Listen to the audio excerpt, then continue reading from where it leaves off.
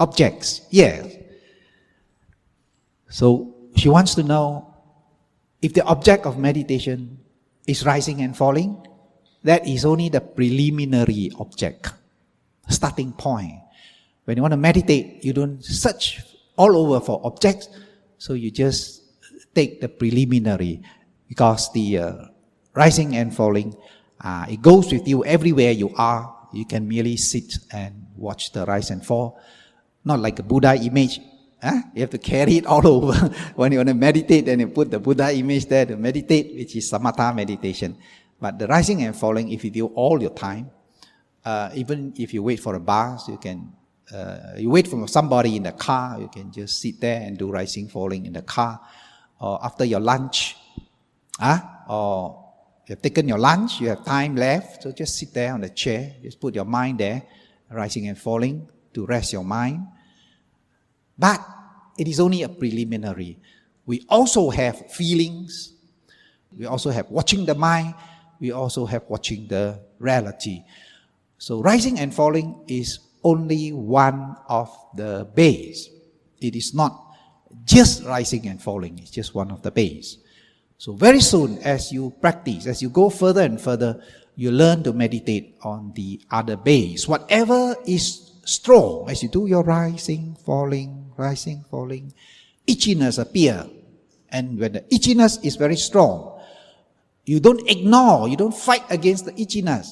Neither do you scratch it away, because it's an object for your meditation. It is feeling.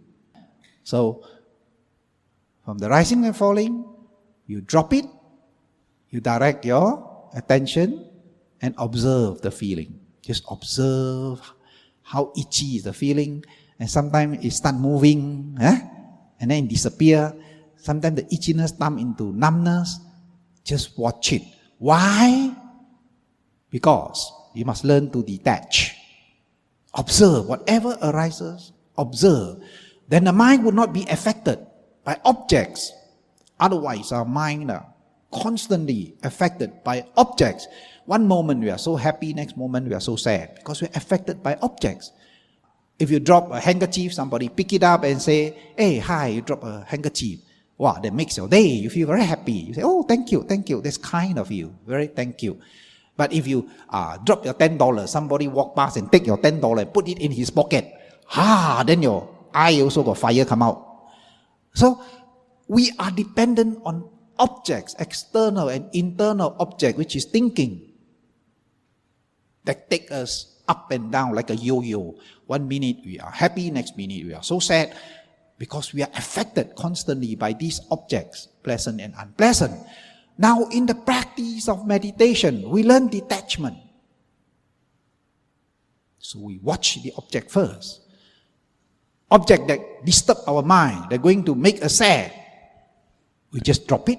We don't take it. We just drop it. Objects that make us happy, calm, peaceful, well, you may take it if you like. But you still got to note it. You still got to know it. Knowing. So the mindfulness meditation is called knowing meditation. Whatever arises in your mind and body, there must be knowing. If there is no knowing, you are either sleeping or your mind is not clear. Your mind is blurred. So you must know. Even if you're happy, you must know you're happy.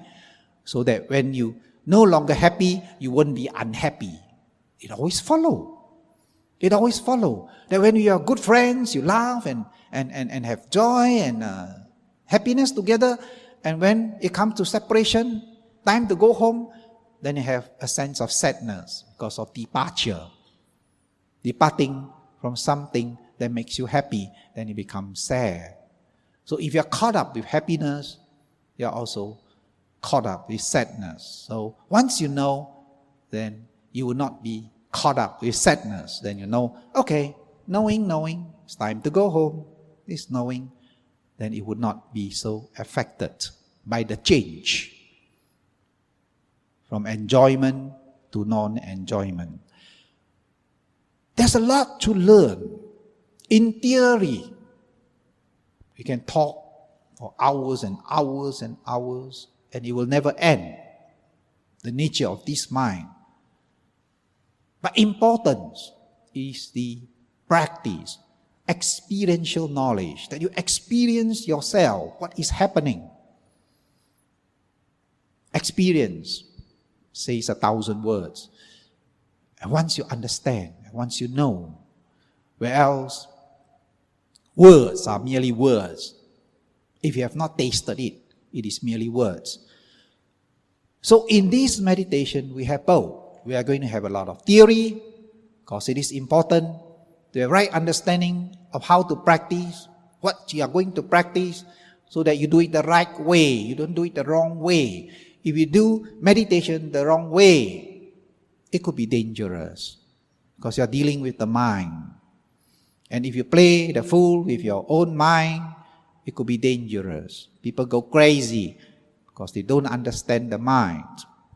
They let their emotional becomes too strong.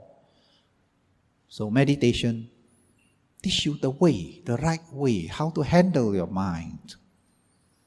In order to do that, you need to observe it first, to see its phenomena, behavioral pattern, how the mind behaves, why it behaves in that way.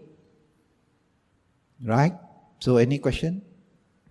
So the rising and falling is not the only object. Don't say that